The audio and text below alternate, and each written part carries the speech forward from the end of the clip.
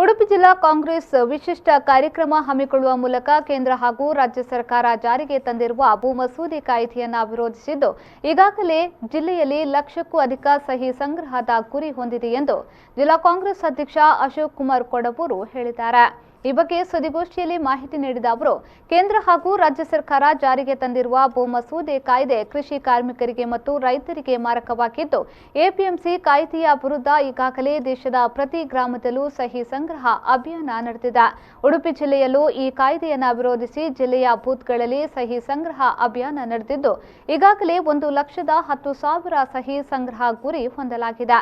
ಈಗಾಗಲೇ ಶೇಕಡಾ 70ರಷ್ಟು ಸಹಿ ಸಂಗ್ರಹ ಕಾರ್ಯ ಮುಗಿದಿದ್ದು ನವೆಂಬರ್ 17ರಂದು ಕೆಪಿಸಿಸಿ ಕಾರ್ಯಾಧ್ಯಕ್ಷ ಸಲೀಂ ಅಹಮದ್ ಅವರಿಗೆ ಈ ಸಹಿ ಸಂಗ್ರಹವನ್ನು ಹಸ್ತಾಂತರಿಸಲಾಗುವುದು।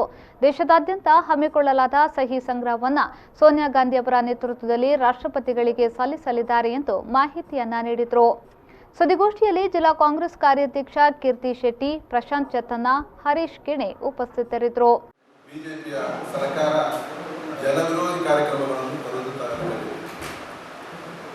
ಅದರಲ್ಲಿ ವಿಶೇಷವಾಗಿ ಮೊನ್ನಷ್ಟೇ ರಾಷ್ಟ್ರದಲ್ಲಿ ಎಪಿಎಂಸಿ ಕಾಯ್ದೆ ಬಗ್ಗೆ ತಿದ್ದುಪಡಿ ತರಿಸಿದೆ।